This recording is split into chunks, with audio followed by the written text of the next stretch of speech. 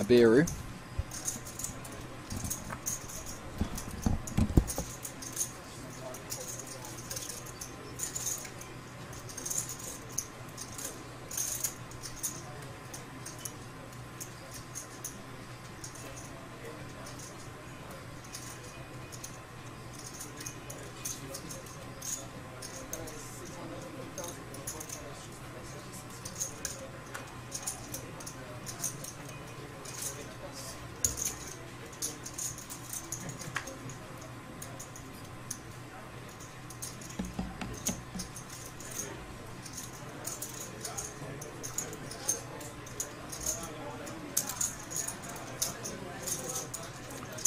Dimitri coming in for a defend with the King 4 suited.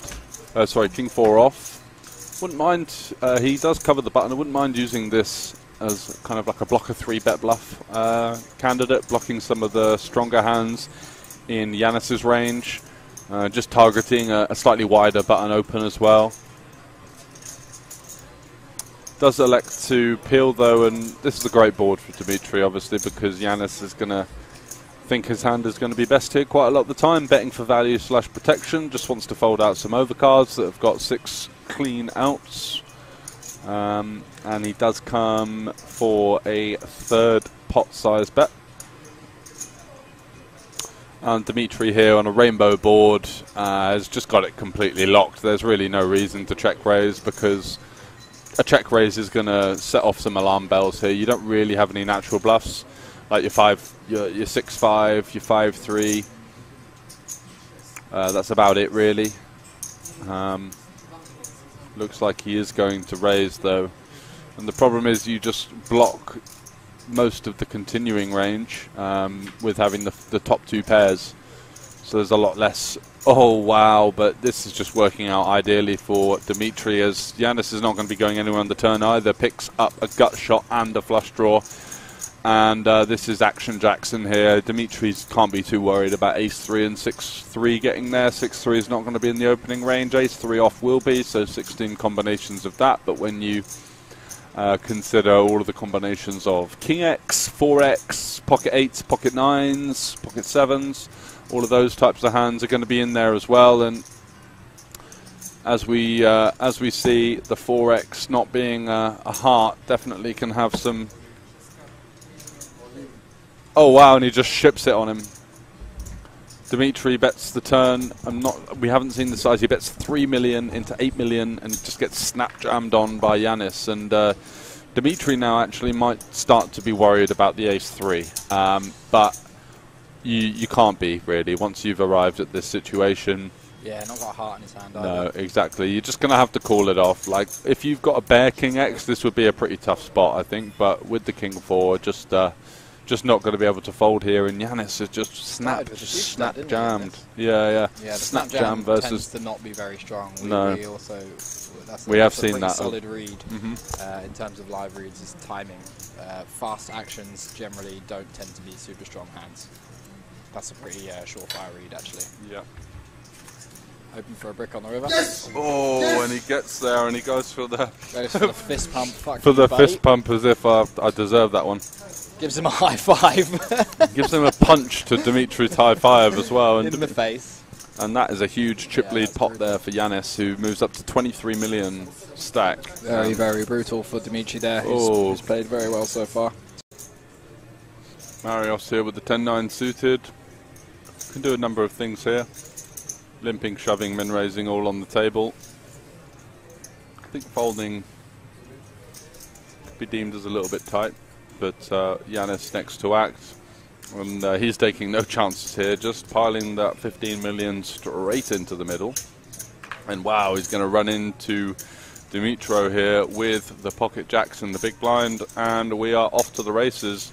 King or queen needed to preserve Yanis' tournament life, and he's definitely been running the best of it on the final table so far. He's been in a couple of tricky spots and managed to wriggle his way out of it, so let's see if he can find a king or a queen to once again remain in this HendonMob Championship main event in Bratislava. Off we go to the flop. And it's a safe one for Dimitro. He even picks up a gut shot as well, which could ease his concerns. Would love to see a 9 right about now in a 31 million flip. 5 left for 36,000 up top. There is the 9. So now Yanis needs a jack, and a jack only for the win. And it's another 9. So Dimitro there taking that one down. He moves up to 38 million, and he is our new chip leader. 4 left now in the HendonMob Championship. You see a wry smile there from JJ, who has had it rough for the last hour or so and must be thinking, well, come on, at least give me a ladder, something to work with. And does get that ladder, and now 4 left. Ooh, and Muto picking up a monster hand here. Ace-King 3-handed with just under 40 big blinds.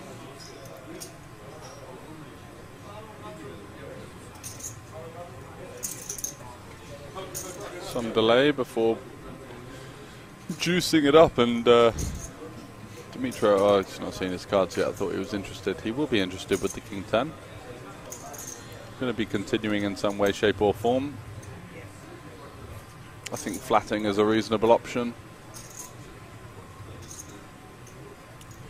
He can also elect a 3-bet here and put some pressure on Muto. Looks like he's going to take that one. Unfortunately, this time it's not going to work out. And JJ is not going anywhere in the big blind with the pocket rockets. Ooh, cooler. No getting away from this one from Muto. No matter how tight you want to be, you're not folding this with 30 effective. No. Especially with the aggressive dynamic of the other 2 players as well. Feeling like you're being picked on a bit, probably. Yeah, exactly. He's just going to snap this one off. And interesting spot for JJ, actually. Does he elect to go for the rather crusty cold call, or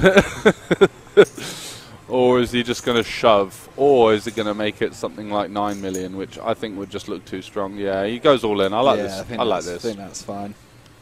You know, Dimitro. You don't want to look too strong here.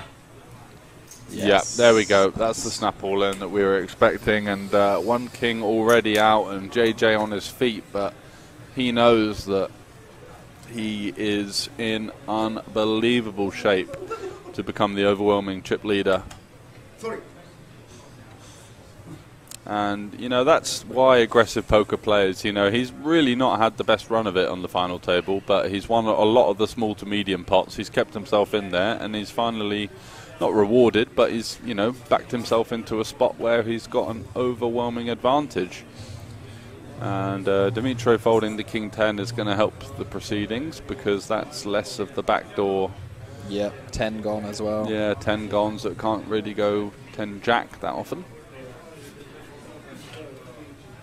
And that is that. A Deddington draw. Everyone had a piece of that flop.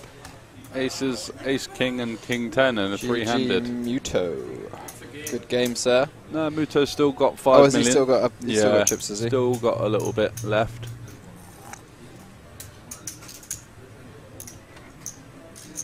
Going to be opening it up.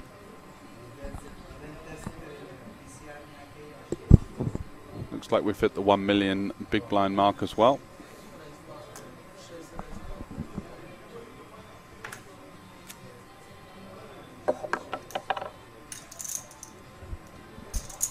Goes for a 2.5x, which is a little bit unconventional, but still not going to be folding a suited hand as JJ here heads up.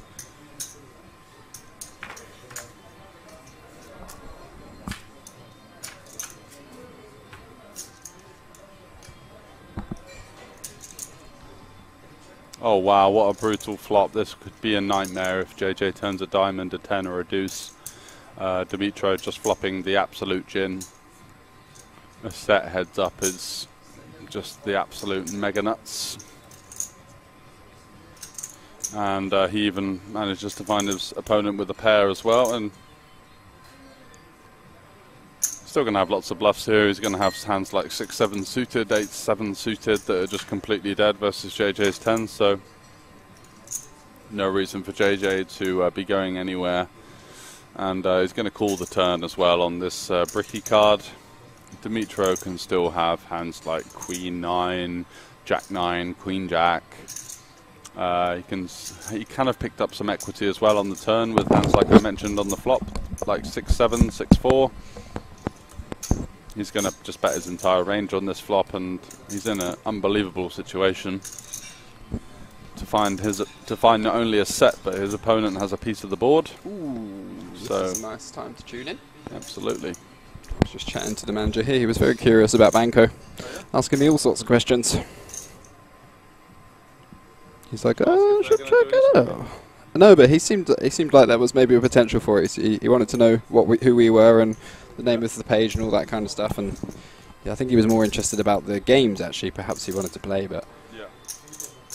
So yeah, what we got here is second pair for Jacob. He's cooling him down so far, which is completely fine. I mean, he's unblocking all of the draws. Oh, and two pair. This could be it. This is probably the end of the tournament. Yeah, Jacob has 1 million more, but depends on Dimitri's sizing here. Yeah, or is Jacob actually going to lead the river and then get jammed on, and then he's going to have to call? But yeah, that's one thing. Nice, it does look like he's going for the lead, which I would as well, actually, because I think it's hard for us to bluff bluffs here, and I'd like to allow Dimitri to just continue bluffing. When he barrels the turn like this, and we block the second pairs, it means he's very polarized really to kind of top pair or better or bluffs. Yeah. So I think either way, checking is going to be the play, because you're not worried that someone who plays like 9 max, 6 max all the time is going to check back a hand like King 7 on the river? Potentially, but Dimitri doesn't really strike me as that kind of person, actually. I think from what I've seen of him playing full ring, and as it's got shorter handed, I think he has shown quite a good understanding in a lot of spots. So I think he's probably going to make the adjustment to just value bet all of his top pairs live, especially when he's not gone for an insanely big size flop or turn. You know, he's kept it quite small, which is just going to allow him to value bet wider on the river. Yep. So it seems like he understands, but yeah, Jacob realizes he's not in the greatest spot ever here. Can't see him folding this one though, to be honest. It's very, very, very hard and all borderline. Do you think Dimitro would shove King Queen or Ace King for value? I think Ace King. Yeah. Although he has led. Oh, he's led for massive on the river, 14 million. Yeah. Basically a min raise all in. God, this is the most underbluff spot of all time. Yeah, it really is. He knows that he's not against a bluff now, so he's just got to work out, can he beat value? Yeah. Has he got aces? Has he got Ace King? 5-3 suited. Yeah. Although that lead does look like he's improved somehow on the deuce, right? So it's like it's really tough in Jakob's spot now to work out what the hell he can beat. Obviously, he sees the deuce on the river and he's like, yes, I'm ahead of all the King X now. I'm just going to bomb it and like lock up the call. Gets jammed on and he's thinking, well, what the hell is going on here? I found myself on here. Yeah. Oh, and he makes the call. Makes the call, shown the bad news, and he's down to less than 1 big blind. Yeah, the jacket's going on. I don't think they realise that actually Jakob covers him at this stage.